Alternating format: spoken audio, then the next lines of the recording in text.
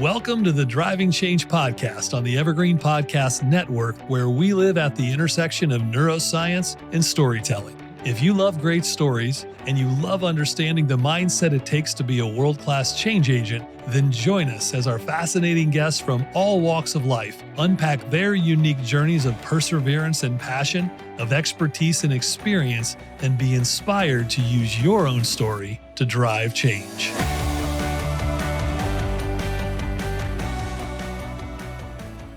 Welcome back to the Driving Change podcast. I'm your host, Jeff Bloomfield. And as always, we're here to bring you the voices and stories of the individuals who challenge convention, lead with a little heart, and maybe even inspire some meaningful transformation.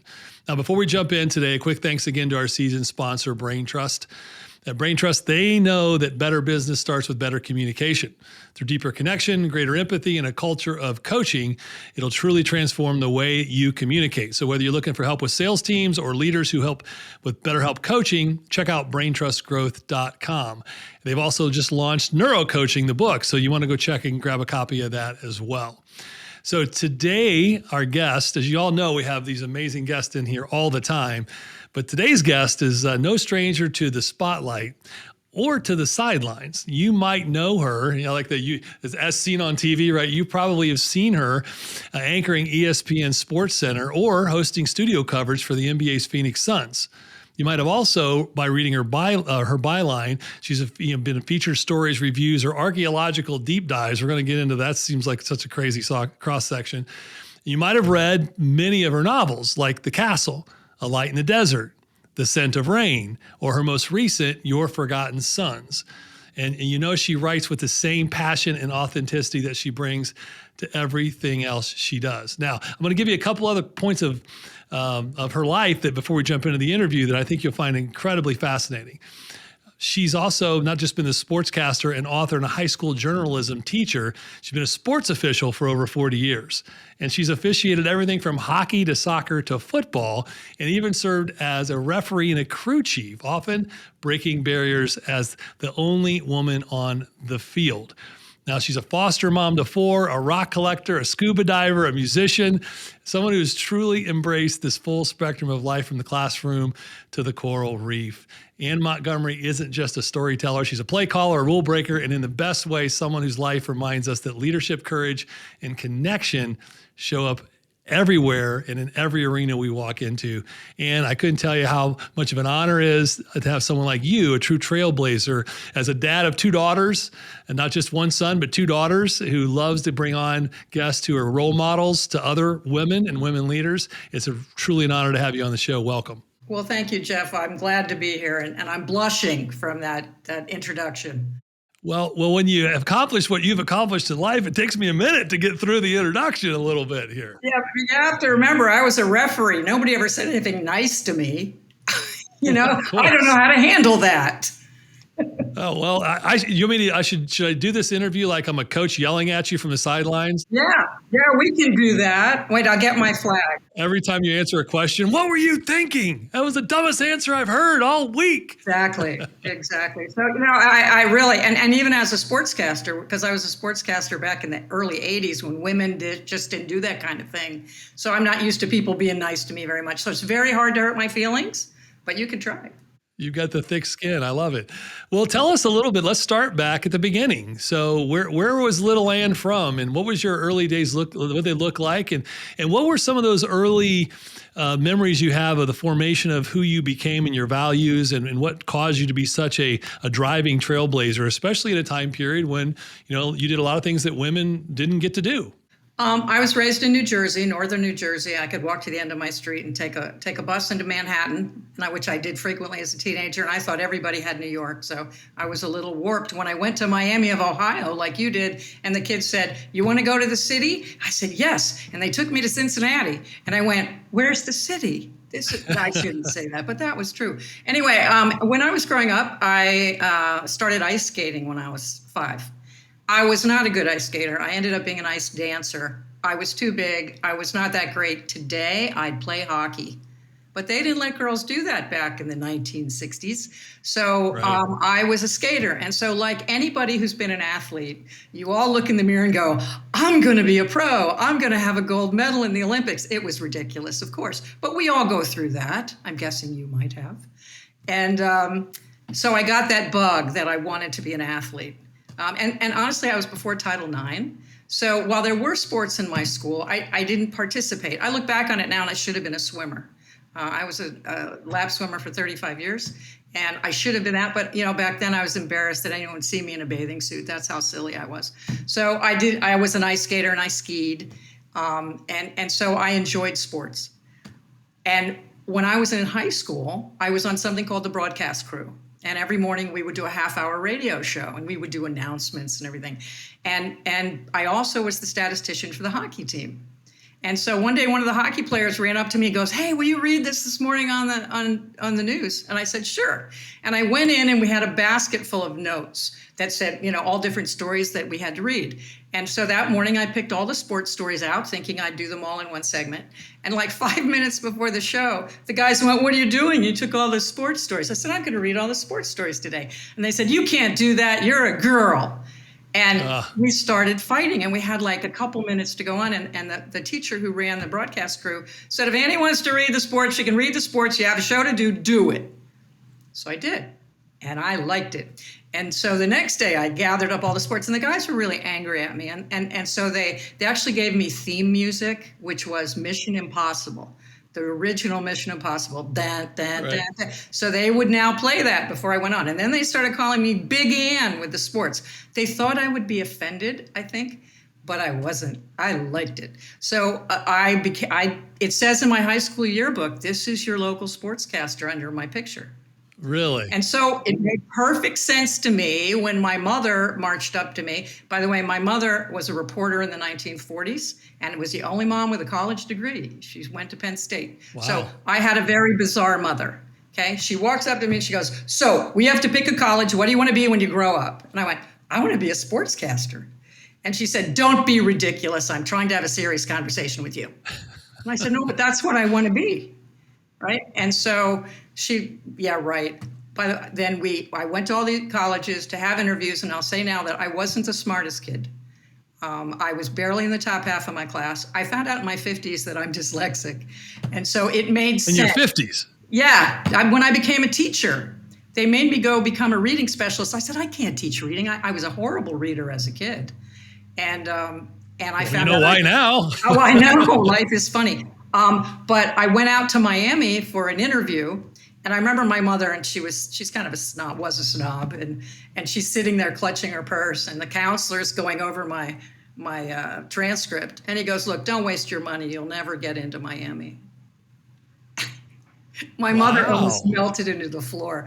And so I didn't even know we applied. I thought we gave up. We drove back to New Jersey from Ohio, and I didn't think Miami would take me. I got a letter, the only school that accepted me. Really? I'm like, and about 25 years ago, I went back and spoke at Miami. And I said, I'm pretty sure someone didn't get in by accident because I did, Right. But I will say this. My brother, right before I went off to Miami, said, "You're too stupid to be in college. You'll flunk out by Christmas." And big encouragement there, yeah, right? I didn't get much of that. And I would have, I bet him $20, and I would have rather been hit by a truck and killed than flunk out of school. So I busted my butt. I did not do all-nighters. I did not, I studied every day. I went to every class. And I made the dean's list every time but that first semester. That's amazing. And I was very proud of myself. And it's funny, I look back and I don't know why Miami took me, but it was one of the best 4 years of my life, with one exception. When I went to take communications in the TV department and everything, I said, "I'd like to be a sportscaster." And they said, "You can't do that. You're a girl." And I went, "Oh, come on." You just kept hearing that same mantra, it seems like. And yet, senior year, they had a show that they did at the public broadcasting station that was right there on campus. And they decided to do a sports show. And they said, "You want to co-host it?" I said, "Of course I do." And so there was a male co-host and me. And I thought, this is great. I'm finally going to get to be a sportscaster. But it seems that the football coach, the baseball coach, and the basketball coach all got together and decided they weren't going to talk to me. Really? They refused to be interviewed by me. Yeah. And so I'm like, what do I do now? And so the male co-host got to interview the big sports guys. And then I realized there were so many other sports on campus. There was, archery and swimming and hockey. Ice hockey was like nothing then. Right. And soccer and wrestling and tennis and all these sports no one ever paid attention to. So I started contacting them and they were thrilled. They would love it, right? They were like, they were going to be on TV. So I did that. And then I graduated and I couldn't get an interview anywhere on the planet, pretty much. I moved to Washington, D.C., couldn't even walk in a door of any TV or radio station. I know it's a big market. I probably should have known better. And I ended up working in a restaurant in Georgetown I was there a couple of years. And my parents were horrified. They kept saying, we put you through college so you could be a waitress, but it was the 80s and it was fun. It really was. Right. I'm glad there are no cameras from that time. But anyway. Aren't we all? Yes, really. And so, you know how sometimes your life turns on one little tiny decision. And my aunt, who was more like a sister to me, I lived in her house. She said, I'm going to watch the Capitals play with a friend tonight. You want to go? And I'm like, of course I want to go to a hockey game. So we go watch the Capitals. They were terrible. And she brought a friend with her who was an amateur ice hockey official. And he did kids' games. Right. And he was bemoaning the fact that there weren't enough officials, just like today. There aren't enough officials.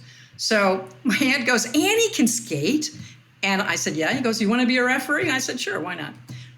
But there were a couple things I hadn't considered. I'd spent my life on figure skates. Right. And though I grew up around hockey players and I knew the skates were different, I didn't appreciate how different they were. So I took the class, I took the test. They scheduled me for my first game, 6 o'clock in the morning after I was at the restaurant till like 3. And I go out, and the little kids, like the 6-year-olds with jerseys to their ankles and little sawed-off sticks. And their helmets are always too big. They're kind of rakish there. And I put on those hockey skates for the first time, picked up a puck, went out, leaned over to take the face off, and I fell. Uh-oh. Now, I don't know how well acquainted you are with figure skates and hockey skates, but hockey skates do not have something that I grew up with, toe picks. So I lying on the ice, and I dug my skate into the ice to hop back up, and there's no toe picks, and I fell again. Took me 3 times to get up. And these little kids are staring down at me like, what's wrong with the ref, right? Right. So I took the face off. I don't remember anything about the rest of the game, but I do remember the ride home. On the ride home, I realized I did not know enough about sports to be a competent sportscaster. I really didn't. I never played football. I never played baseball. I really didn't know enough to report on anything. And so I decided I would take 5 years and become a certified amateur official in the 5 main team spectator sports: football, baseball, ice hockey, soccer, and basketball. Now, there couldn't have been a lot of women doing that either. No, there were none. There were none. Right. And of course, everybody's saying, you can't do that. You're a girl. I'm like, oh. Why don't you wait a minute, hold on. Well, how do you not have one of your titles of your book called that? I don't write about sports. That's the irony. I don't write sports books. No, this should be your biography. Like you can't do that. You're a girl. This should be like your life story. Well, and it's funny because after hockey, somehow the hockey people didn't mind me too much because I was dealing with little kids. So I was like a mom kind of person. But then when I went to baseball, they were like, I never forget, I called the guy on the phone. I said, I'd like to join your umpire class. And he goes, what? And I said, yeah, I'd like to be an umpire. He goes, so you want to be an umpire, sweetheart, huh? And I'm like, yeah, I do. And so I went to the umpire class, and the teacher, Jim Beardsley, a former Washington, D.C. police officer. If you ask Central Casting for an umpire, it would be him. Yeah. And I got in there, and he swore and said every kind of horrible thing in front of me that could offend. Okay. Right. Like when he was teaching us how to eject coaches, he would say, now you're going to ejaculate the coach. He would say things like that. And he was awful. And I never flinched. Just to see if you had enough toughness to stick it out, right? I always wanted to say, Jim, I lived in a girls' dormitory for 4 years. There's nothing you can say that's going to upset me. Right. Nothing. But he tried. He tried to run me off. And the irony is that he became my biggest supporter. Right. So when I went out there to do my first game, he was right behind home plate. It was Little League, and I was terrified. I didn't know what I was doing. And so he became a big supporter of mine, encouraged me to go to umpire school, where once again, I was the only girl. Me and 105 guys at umpire school for 5 weeks. That was a riot. Yeah, you might have heard a few jokes in that time too, I would imagine that. Yeah, but the problem with umpire school is that everybody is treated horribly on an equal basis. Okay. Do you remember John McSherry? Yeah, of course. Okay, John was. I'm a Cincinnati Reds fan, so Yeah, we know McSherry. You know what happened to John. So John McSherry is our main instructor. And the first day, he doesn't pay any attention to me. He walks by me, doesn't look. And that night at the introduction banquet, they said my name. They introduced everybody. He goes, Ann, there's a girl here? You've got to be kidding me. And I'm like, no, I didn't say anything to him, right? So everybody, he ran off 10 guys in like the first 2 days. He screamed, right. He yelled, he threw things. He was horrible. And so one day he goes, Butler. Butler is my name before TV. So he goes, Butler, you bring the balls up to field 2 after lunch. I said, yes, sir. Okay. And so I ran right before we were going up to field 2. I ran to get the balls. And there was a young umpire there who was a minor leaguer. And I said, I'm here to get the balls. And he said, oh, they're already on the field. I said, no, John told me to get the balls and bring them to the field. He goes, no, they're up there. I said, okay. Ran up. I'm one of the first people there. I'm waiting. So everybody comes up, and there's John McSherry, and we're going to do calling safes and outs at first base. Listen for the pop in the glove. Look for the foot on the bag. And all of a sudden he goes, where are the balls? Where are the balls? Butler, you have no balls. Why did you not bring the balls? Why don't you have balls? And I'm going, oh no. And he starts screaming. He goes, you run down, you get those balls. And while you're there, all your friends here are going to run laps. And so all the umpires are running laps, and they're swearing at me all down the hill. Right. All up the hill. And the irony is, 7 years later, I ran into the young umpire who was at the door who told me they were up there. I married him. And John McSherry was at our wedding. He is not my husband now, though, but he was. And yeah, McSherry was a great guy. He was a wonderful man. And I understood because he berated everybody there and he ran people off. So let's pause for a second, because I'm always fascinated by this, the neuroscience and psychology of someone's life story. And so that's what I study. And when I think back to what you've told me so far, that you're just a tough New Jersey girl, right? So your mom was one of the first few people to ever get a college degree. And she was a reporter in the 40s. And so there's a little bit of that in your DNA, it sounds like. So probably. You had some brothers who maybe, they weren't the most encouraging people in the world. No. And you had, where did this come from? Would you say that you just had this desire to prove people wrong, that you could do something? Where's that come from? I didn't mention the fact that when I was young, I was obese. And until I was about 15. And so I was bullied and kids were mean to me, and I often was alone. I had a collie dog that saved my life most of the time because she was with me everywhere. And so I was that kid that I was alone. I had some friends, but kids were just cruel. And my mother, who was, quite the lady, she wasn't like me, like I am really, but she bemoaned the fact that she had this fat kid. And I mean, she would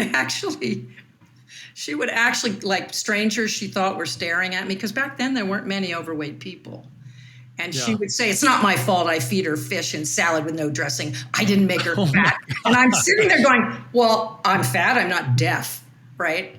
And so she was really cruel. And so were the other kids cruel. And I learned to go out and live in the, I played in the woods and I was a rock collector and loved Girl Scout camp because nobody teased me there. But I think that was part of it, that I wasn't the kid that really fit in. And then when I was in high school, I was the leads in plays and I sang and played in the orchestra and suddenly I was the popular kid. So I've been both sides of that fence. Right. And I think when you're obese, you learn to make fun of yourself. That's why there's so many fat comedians, because you make fun of yourself first. Right. So I think that might have colored the way I turned out. Well, the irony though there is that because of that isolation, I think probably as a child, that maybe that even prepared you to not feel like you were like, I'm the only woman here, but I'm used to being the only whatever, right? Fill in the blank. You're right. It could be some resilience in there. Also, I'm stubborn. If you tell me I can't do something, then I'm going to prove you wrong. Like my brother with the $20 bet that I'd flunk out of college. Did you ever pay the bet, by the way? No, but it's really awful. I have more degrees than he does. So I'm like, oh, look at my wall. That's terrible. Doesn't surprise me. So all right. So fast forward, then you go through, you get you're an official umpire, you're umpiring, you're refereeing, you're doing all this stuff. You're the only female in this. Like, how old are you at this point? You're out of college, right? Yeah, I was 28 before I got my first job in TV. So I did the 5 years. I did all 5 sports, and I'll tell you now, I was not great at all of them. Football and baseball are the ones I was the best at. I was okay at hockey, but I sucked at soccer. I sucked at basketball. So I did them to say I got to get certified to work a couple seasons. I never did them again. But I ended up doing baseball for 25 years and football for 40. I retired from football in 2019, and I'll tell you now, I don't miss TV. I don't miss teaching, but I miss Friday night football. I really do. There's nothing like it, is there? No, and I don't, you're a football fan, I'm guessing. Oh, yeah. Okay, how many referees are on a football field? Oh, geez, I should know that, right? Are we talking at the... That's a trick question, but it's good for winning beer. None? One, okay. It's the white hat. I have holding, 76 offense, right? That's the referee. So my first, however many years, 15 years of officiating, I was a wing. I worked on the sidelines. And guys kept throwing me off their crews because they kept saying, we're never going to get the state championship with you on our crew because you're a girl. And so finally I got tired of it, and I was in Arizona at that point, and they had 400 officials in the same room, and they said, anybody who wants to start a crew, the referee is the crew chief. Stand up and officials will come to you and see if they want to work with you. And I stood up. I said, of course you did. I'm going to say, look, I'm the referee. You know what you're getting. You're never getting the state championship. You're not. But we'll work hard. We'll be good officials because I am a very good official. I know I shouldn't say that, but I am. And I promise you that we'll work hard and we'll have fun and we'll do the best job we can. And at first, no one would really wanted to work with me, except guys nobody else would work with. Yeah, you had the Island of Misfit Toys, right? Yeah, I was the queen of the Island of Misfit Toys. But that's okay. That's all right. We worked every week. We got our varsity games. And then a couple of guys joined me, and they ended up, one was with me for 12 years, one was with me for 13. And we became a family. In fact, we were just in Arizona, and we went out to dinner with 4 of the guys that worked on my crew and their wives. That's fun. And and that's what I miss, the camaraderie of it all, even though it's a horrible job. Yeah. I mean, I've had police escort me to my car. I've had, Oh, it's a thankless job. There's no question about that. It is. And I always want to say, look, if you have a child who's playing out here, come on out. Give it a try. Especially in baseball, too. I mean, they're screaming and yelling. I go, time. You want to help? Go on out to third base. You stand out there and see how you do. Because, people don't understand. They think it's like on TV where we get 9 views of it. We get one look. And sometimes we blink, and sometimes we're hungry, and sometimes we're tired. We worked all day at our real job, and yet I'm amazed at some of the things people do. I was telling Ryan, my spouse, today about the time it was Sandy Koufax baseball. We had terrible storms. It was lightning. I called the game because, I'm standing in front of a metal backstop, and a kid's holding a metal bat in front of my face. Right. Well, we're done. Guy chased me to my car and was screaming at me, "What, are you afraid?" I said, "Yes." And he said, he said, "I've never seen anyone struck by lightning." And I'm like, that's logical. That's why we should maybe risk the lives of 14-year-olds. So it's the strangest avocation. Parents are cuckoo, though. That's the thing. Oh, right? I know. Sometimes I think fans, it's fanatic for a reason. It's called fanatic for a reason, right? It's a fan. Right, but it's gotten worse. All crazy. It's gotten worse because, most of the years I officiated, we didn't have the internet. Or where people would put video of an official with their name on the internet, and they'd play it over and over that they made a bad call. We all make bad calls. We all do. Okay. Right. And you can't go back and fix it. Sometimes you can if the rules stipulate you can fix it, but sometimes you can't. And you can't go, I'll give you the next one. That doesn't work. Right.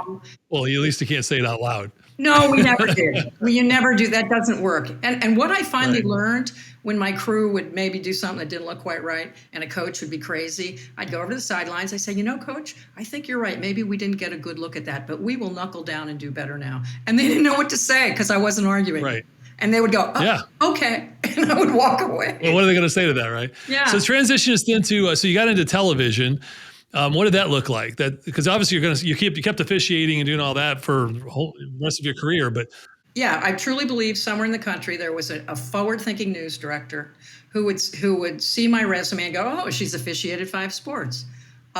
She must know sports," and that someone would hire me. Now, this was again before the internet, so you didn't have LinkedIn or anything like that. And there was a magazine called Broadcasting Magazine, and I got it every week, and it had want ads in the back, but it was sneaky because it did not tell you where the job was. It would say, "Sportscaster wanted, box 1225, send your resume and highlight reel," whatever.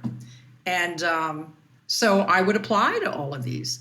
And I'm living in Washington, D.C., the center of the universe, having a great time. The restaurant business was wonderful. But I got a call from a guy in Columbus, Georgia. And that was like going 40 years backwards, from Washington to Columbus, Georgia. Oh, right. my God. You thought Miami was in the middle of nowhere. So they said, "Yeah, we'd like to hire you to be our sports director." And we, 6 and 11, Monday through Friday, sports anchor. I went, great. And so I had 2 weeks to get there, got there on a Sunday. My news director said, "Okay, you're going on Wednesday, but here's the problem. I knew nothing about doing TV. I mean, when I was at Miami, we recorded everything. So you could go 3, 2, 1, do it over and over and over. So I knew nothing about live TV. And that Wednesday night came and I didn't know what I was doing. It was so bad. Now, in those days, we had something called carbon paper. Are you old enough to remember carbon paper? Well, I've heard of it. Yes. So we had our teleprompters. We would type on this paper that had 6 copies so that when you type your script, it would then get torn up and a director would get it, a producer would get it, all their anchors would get it, and you're supposed to have one. I didn't know that. And so I didn't understand why there was a line down the middle of the paper. Nobody told me.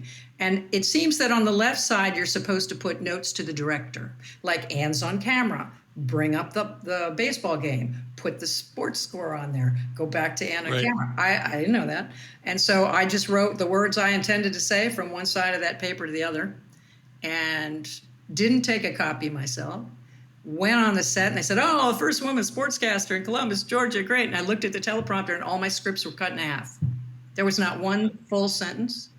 And I didn't have any in my hand. And I was like, oh my God. And actually the male anchor kept trying to hand me scripts and I didn't understand.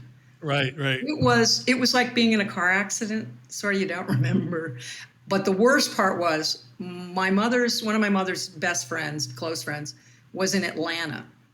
And she happened to flip through the stations. And there I was. Pick it up. That night. And she told my mother I was terrible. And I was. I was pretty sure I was going to lose my job, but I didn't. And my mother refused to see me on TV for several years because of that. Now, is that episode recorded in the archive somewhere? Like, I hope not. I want to know if you have. I thought maybe you had it for posterity's sake. Oh God, and I would never have looked at it. I have no idea what I did. Like video came up, I didn't know what to say. All right, so you get there, you have that, and now you're learning because I can tell already. You're like, okay, give me one failure, and I'm going to fix it. And next thing you know, you're. And I was extremely lucky that there was my partner there, who should have gotten the job ahead of me because I had no TV experience, was very wonderful and said, "I'm going to help you," and he taught me everything. And I'll say this, my second station in Rochester, New York was the same way. I had 2 wonderful male partners who even though they got bypassed for the sports director jobs, they helped me. And I'll be forever grateful to the both of them. But, I really didn't understand. When I was in Columbus, my boss goes, "Oh, the wrestlers are in town. Go interview the wrestlers." I said, "The Olympic wrestlers?" And my partner goes, No, WWF, the wrestlers. I said, "That's not a sport." He said, "Yes, it is." And so they take me down to the Coliseum to interview this wrestler. And I have no idea what to say because in my world, it's like going to the circus or the theater. It's not real. So, right. here comes this giant 6'6" guy with scraggly hair. And he comes out, and I decided to be honest with him. I said, sir, I don't know anything about wrestling. So, and I know it's not real. So could you help me? And his eyes got really big. He goes, what do you mean it's not real? And he pulled his shirt off, and he had all these scars on his shoulder. He goes, does that look real to you, honey? Does that look real? I'm going, oh, yeah. And then he pulls up his pant leg, and his knees all stitched up. And he was, looking back, I'm thinking he was roided out of his mind, probably. Right. But I'm like, I thought I wasn't going to get out of there alive. Wrestling, not real. I realized today it's a choreographed event. Of course, they're athletes, but it's not in the same vein as football or baseball where we know the winner ahead of time. So yeah, things like that were always getting me in trouble because I was like. So how did you make it then from there to Sports Center? I mean, that had to be I went from Columbus, Georgia to go home and marry someone, a football player. And I got home and realized I'd made a mistake. And so I started applying to jobs again, and I got hired in Rochester, New York. And I was there for 2.5 years, great time. But again, I dealt with the same stuff. They would write me up in the paper and say I didn't know what I was doing, that kind of thing. 2.5 years there, I got called by an agent who said he'd like to represent me. And he called and said, they want to hire you in Phoenix. I knew nothing about Phoenix. I said, sure. And that's the nature of that business. When I would talk to people, or when I taught sports broadcasting at ASU briefly, sports reporting, I would say, please don't get attached to anybody. Please don't get married. Please don't have kids, because you're leaving. Yeah, you're going to a bigger market. It's like being an athlete. You keep moving and don't get too attached where you are. So I moved to Phoenix, I had a wonderful news director there. In fact, I got there, and it was the same year the Arizona Cardinals moved there. And he made me the beat reporter for the Arizona Cardinals. Unheard of, which meant I traveled with the team. I covered the team. I mean, I still don't know why he did that. There were two guys who'd been there forever. It was a plum position. He gave it to me, and I was thrilled. I was thrilled with that. And then one day my agent called me and said they want to hire you at ESPN. Now, how long had the network been up at that point? 10 years. Okay. So it was pretty established at that point. Like it was starting to kind of become more mainstream. Right. But it was still mostly guys. There were a few women. Yeah, there wasn't. And they were horrible to us. I'd been very fortunate for the most part. While some people were not nice to me, guys on other stations, the media traveled together, and some people were crappy. But mostly my employers were good people. And I was very fortunate. Nobody ever gave me any crap like a lot of women have said they've gotten crap. But when I went to ESPN, there was only ever like one woman on the air, and they were always cycling through them. There were like 2, maybe 3 women before I got there. Now, were you before like Linda Cohn? Yes, she replaced me. Okay, that's what I thought. I thought that was the timing. Yeah. Yeah, and so it was 90 to 92 that I was there, and I had been a reporter. I mean, I like to anchor, but I like to go out and cover things. I mean, my day at the office might be covering the Suns and the Lakers. Oh yay, I mean, right. So they never let me leave. They never let me leave the studio ever, and they made it extremely difficult for me to work there. For example. You're a baseball fan, you said. So I'm live. We had, if you're lucky, you get to see highlights before you go in the air. And that means a production assistant will appear at your desk and say, I've cut some highlights for you. And they'll tell you roughly what they are. And then you put them in your own words, because we all have different play-by-play verbiage. And so that's when you're lucky. Sometimes games ends when the show's already on the air. So this young production assistant, and these are kids who are just out of college, who will do anything to be in the sports world. He slides the highlights to me, and the red light went right on. And I said, oh, well, let's go to Wrigley Field, where a fan has been hit by a foul tip in the front row, and some guy is beamed, right, with a baseball. Right. I knew that was a mistake. It was wrong, okay? But I couldn't fix it because I had more highlights coming up. So I knew it was wrong. And at the end of every show, there's what they call a postmortem. And that's where everybody involved in the show sits around a big conference table in a room, and we discuss what we did well, what we did poorly, and what we can do better. So I went rich to the production assistant. I said, I just want to mention that first play where the fan got hit with a foul tip in the front row is wrong. And he said, no, it's not. I said, yes, it is. I said, a foul tip is a ball that goes from the bat to the catcher's glove. It's caught. It's live. And it's a strike. But runners can run at their own peril. A foul ball is one that goes out of bounds. It's dead. Everyone has to go back to where they started when the ball was pitched. And there's silence in the room, like 12 of us. And he goes, "You're just nothing but a picky bitch." What? I said, "I'm an umpire." And I said, "I know the difference between a foul ball and a foul tip, and it matters. It matters. Does. If I That's got a right. guy stealing home and it's a foul tip, I got to let him try to come home. I don't go time and send him back." Right. Well, your credibility as an announcer is in play there, right? When you're And I just said, some people know I'm an umpire. And I said, I don't like those kinds of mistakes. He stomps out. The producer goes, "Well, is it really that big a deal?" I said, "Yes, it is." Yeah. And if that were the end of it, maybe I would have been okay. But the next day, my boss called me in and he ordered me to apologize to Rich because I hurt his feelings. Oh my gosh. Now, do you think he'd do that to Chris Berman? No. No, of course not. No, of course no. not. And then we had a guy named Howie. Again, before the internet was just coming in.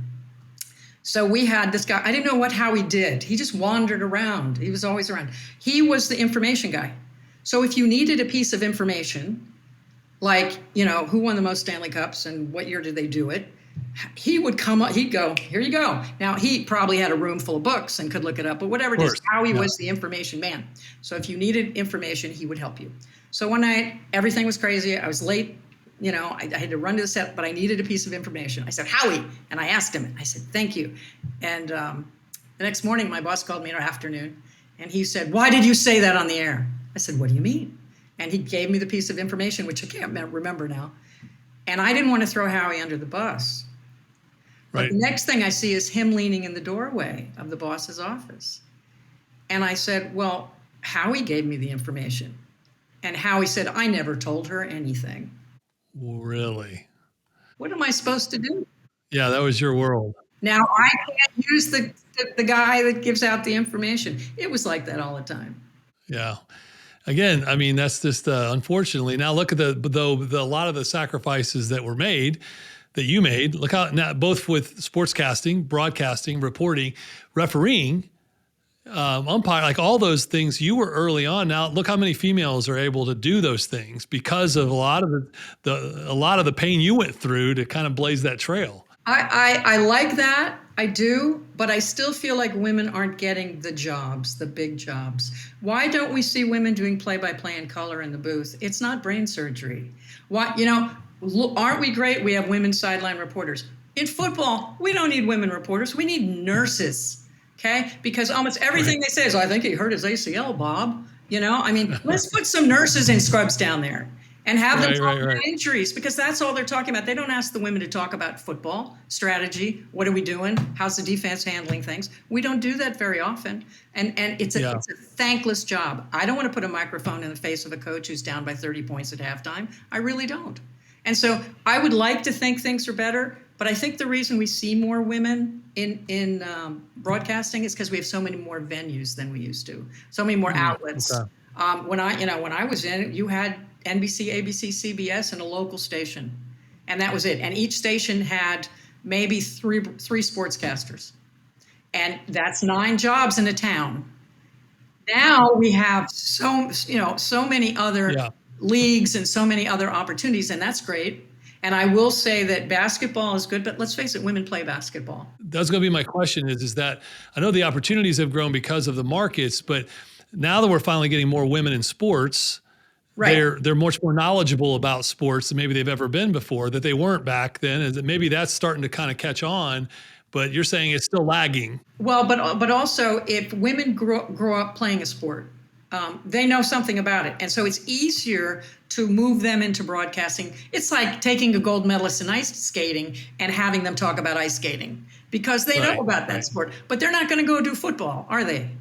And then I think that the National Hockey League is doing a pretty good job. They have women around much more than some other sports.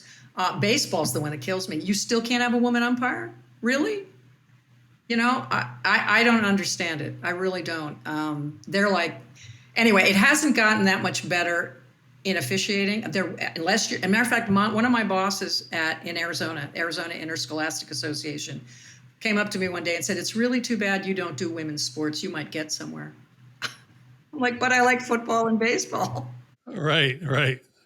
So So that we don't run out of time, I want to pivot to what led you then. I mean, you've done so many things. We could do 3 episodes on your life story here, but so you got out of broadcasting, you're still refereeing, you're still doing all that stuff. You decided to start writing books. You decided to start doing some other things. I mean, you've written a lot of books. I mean, what's it's I have 6 published and 9 written in drawers, but I have 6. what I mean, what was that's I've written some books. I love it, but you got to be kind of cut that way. And you look at your life story, you've got so many, like, it's almost like chapters are completely different. And you're like, wow, she Yeah. did this, and then she went and did this. And to have the level of skill and commitment to be good at all of those, like you've been, that's impressive. And then the authorship on top of it. What made you want to write those books? When my contract at ESPN was not renewed, and then I came back to Phoenix, and I worked for the Phoenix Suns for 2 years as their studio host. Then no one would hire me anymore. And I was a woman pushing 40, and I wasn't pretty enough to be in front of a camera anymore. And that was devastating because I thought, how can, this is all of what I wanted to be. And no one would hire me. My agent said, no, oh, well, so too bad. And so I went into serious depression, and I kept trying to get jobs. Nobody would hire me. I even went to a sports bar. I was so desperate. I went to a sports bar in Phoenix, and I said, I can entertain your patrons, whether they're sober or not, and I can make a hell of a cocktail, because I was a bartender. And the guy looked me up and down like I was a piece of meat, and he said, I don't think so. And I know he was looking for a 20-something in a short skirt and a Right, bra. right. So what did I do? The only thing anybody would pay me to do was go back to officiating. So I went from Sports Center to calling Little League. And I didn't want to see anybody I knew. I felt so sorry for me. It was ridiculous. And then I answered an ad in the paper for a sports reporter job at a paper. And I went to interview, and he goes, you don't know anything about writing sports. I said, I was on television for 10 years. We write everything we say, by the way, that people don't seem to understand that. And he goes, well, I don't know if I can take a chance on you. This was a $7 an hour job. Right. And I said, I begged. I said, let me do this. And he did. And my stories kept ending up on the front page of the paper. And so then another newspaper hired me. And then I was a stringer for another one. And then I wrote for 3 magazines. So I went from TV writing, which is very condensed, to writing for newspapers and magazines, which I get to tell a longer story, more columns, more words. Right. And the jump to novels didn't seem all that strange. I like just keep on writing, right? I like to tell stories. And then in the middle of all that, I decided to go back to college and become a teacher, which I never thought. I thought it was going to be temporary. I thought, I'm going to do this till they come to their senses and someone puts me back on TV. And I ended up teaching in a Title I high school, which is where the vast majority of kids live in poverty. And with all that entails, homelessness, foster care, drugs, gangs, all of that. And I thought I'd be there 2 years. I taught there 20 years. Wow. And I realized all the things I thought were important were not important. And it's funny, when I was first teaching, I was a hard ass. I was used to, you got to be in your seat when the bell rings, or like in TV, you can't be late, you got to do it. And one day, all the kids in my class, a little girl got up, she goes, we don't like you. We're leaving. And every kid in my class left. And I stood in front of this empty classroom and I cried. It takes a lot to make me cry. Uh-oh. I cried. And I thought, what did I do wrong? I want them to be successful. McSherry couldn't make you cry, but this classroom of kids did, right? A bunch of high school kids left. And another teacher came to me a few days later. She goes, have you ever considered being nicer? And I went, nicer? I said, there's no nice in TV. There's no nice in sports. What are you talking about? She goes, you need to be nicer. Well, I didn't get it right away. And then I was one day giving this kid a really hard time because he was late. And he's like 15, and he's looking at his shoes. He goes, I'm so sorry, Miss Montgomery, but I slept on my uncle's couch last night, and I don't know the bus system, and I never know where I'm going to sleep. And I went, oh, my God, this child is homeless. And that little light bulb went off in my head. I said, I need to be nicer. And I am. So I had to understand that these kids, if a kid hasn't eaten, they're not going to do their homework. If a kid hasn't had a shower in a week, then they're not thinking of school. And my school was very good. We provided breakfast and lunch. We made food to send home on the weekends. And that's how I ended up being a foster mom, because my kids were all my students at some point. And Yeah, so my life changed dramatically, and I realized I was a jerk before, and I thought TV wasn't important. It's not. So that was, you kind of were leading me into the last question I had for you was, you've done so much in your life. What, throughout the course of your life, what has given you the most purpose? And then what do you want your legacy to be? Most purpose. Well, I'll say this. I was unable to have children of my own, which I gave up on. Right? At 10 years, I felt bad for myself. And then I went, well, you're not going to be a mom. Right? But my school, and I've explained, it was Title I, so it was always there were always nightmares going on, violent. It was bad. And so I worried about the kids in the summertime because of 10 weeks of unstructured stuff and no food. And so I always put my phone number on the board, even though they said never do that. I said, look, if you get in trouble and you don't know what to do, call me. And so one summer, this 14-year-old kid called me, and he said, I'm hungry. I said, what do you mean you're hungry?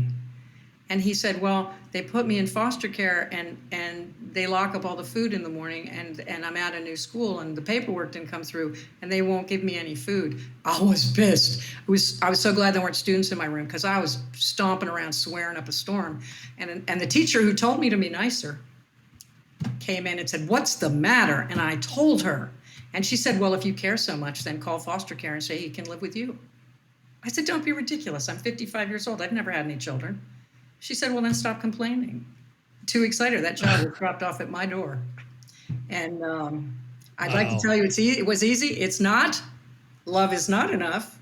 Well, I needed foster mom school and counselors and social workers. And today, Brandon is my oldest, and he's 30. He's going to be 30, and he's made me a grandmother. So I have a 7-year-old grandson. And it's my youngest son is autistic. They said he'd never be anything. He graduated from Arizona State University. He's a nutritionist at the Veterans Administration. He skis, he scuba dives, he climbs mountains. And they said his biological family said he needs to go to the government and declare he's disabled and can never work. Like, you're wrong. So yes, that I got to be a mom is, every time they say mom to me, I'm like, oh, how did that happen? Well, look what's happened here. I mean, you taken your life and your resilience and your ability to never take no and overcome, and you transferred it over into these kids. I guess. And even for these four, that's amazing. Like that's the answer. I mean, life is weird. And all I'm saying is that it's never going to go the way you planned. And when things change, don't freak out, because I did for a while. And right, of course. And see what happens next. I mean, the fact that I taught 20 years, I never in a million years would I think I would have stayed at that school for 20 years. Right. And look at the impact you made. To be a mom, oh my gosh, it's crazy. But we have an interesting blended family, and you never would have dreamed, right? You never would have dreamed when you were 28 years old that this is where you would be today. But 2 of my kids are legal foster kids, and the rest are just young people that needed a place to tread water. So 7 young people have gone through my home, and 2 are still there. 2 are still there, but they're in their late 20s, and so it's. I don't know. Life is really funny how it morphs on you. And honestly, I don't regret anything, except I'd have better teeth. I think I would have taken care of my teeth. Yeah. But I think that the story of resilience and inspiration to others and whatever I don't know. I love having guests like you on, because no matter where you are in life, like your story shows that with a little bit of determination and resilience, and you don't have to look at a system and say the system is what it is, so therefore I must comply with it. You can break the system. You can break glass ceilings. You can find a way to make a difference and an impact, and you just never stop changing. Like, it seems like you just kept evolving, but never really straight. Do we have a choice? Don't we all have to evolve? Well, you would think that people would know that, but they don't seem to, because they like to stay mired in their pity parties, and you didn't do that. I did. I was in mine. I was ridiculous. For a season. Oh, no, a couple of years. Yeah, well, some of the seasons are longer than others. I wanted to hide from everybody. I remember this guy came up to me at a grocery store once, and I'd umpired a baseball game, so I was still in my dark blue T-shirt and my gray pants, and I'm picking food, and he looks at me, and he goes, "Didn't you used to be somebody?" And I went, no. Like, wow. Okay. Wow. Yeah. But here's the thing. I try not to take things personally. And I tell my kids that things happen in life. It's not always great. Don't take it personally. Regroup, move on. Yeah, it's usually not usually. It's almost always other people's junk in their brain trunk that causes them to act the way they do in front of you, and you shouldn't worry about what other people. What's that? The way that advice is nobody's. What does it say that? Don't worry about what other people. I forget the phrase. There's a phrase about it's nobody's business what they think about you or something other than your own. But I can't remember the phrase now. It's slipping my mind. Well, we are the ones that like my daughter is always freaking out about things. She's 24, and I'm like, you don't take everything isn't drama. You don't have to be, just relax. And that's hard to do. And I sometimes wonder if it's because I officiated for 40 years and I'm used to people screaming at me. I don't take things personally, because if I did, I would never have survived television. I would never have survived officiating, and probably not teaching in an inner city school, Right. Teenagers are horrible. Where can people learn more about, your life, your work, your books? Like where can we find more about you? AnnMontgomeryAuthor.com. I'm sorry, AnnMontgomeryWriter.com. You'd think I'd know that, wouldn't you? So Ann, A-N-N-E. A-N-N-E, Montgomery, writer.com. AnnMontgomeryWriter.com. We can get your books. We can learn more about you. And my books are all, just put my name in Amazon or anywhere. They're available everywhere. And as I said, I don't write about sports at all. All my books are fiction based on all sorts of things. My most recent one is about a man who fought in World War II, who was in the Graves Registration Service. And that meant his job was to locate, identify, and bury the dead. Wow. And he was at Normandy. And it's real. I wrote it based on letters he sent home. So I had a packet of 75-year-old letters. That sounds like a movie waiting to be made, right, on that book. It's horrifying. It's necessarily gruesome. I mean, he was at Normandy. He was at the Battle of the Bulge. These guys opened the death camps. I mean, it was a hard book to write, and I'm still recovering, I think, from that. Wow, my grandfather was a medic in the Army in World War II and went over there and did those things. So I just can't even imagine that. He didn't have that experience. He had his own, but that's crazy. But I'll say this.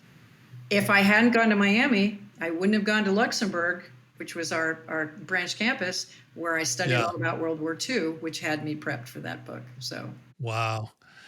Well, I think I want to leave you with this note because, you don't know me all that well, but I think there's a book in you that's about your life story. And I think your life story needs to be written in a book. So for what it's worth, you can take that or leave it. I will say this. I've written it and it's been rejected 83 times. Well, I think you need to self-publish it then. Maybe. Well, I appreciate you coming on the show. And I know our guests are probably just riveted by your story. And I think more than anything, encouraged by who you are and what you represent, and especially our female listeners out there, and especially our young daughters. This has been just an encouragement to them. I want my daughters to listen to this because I think it's something that served them extremely well in those tough times, especially. So thank you. Well, thank you for having me. I enjoyed it.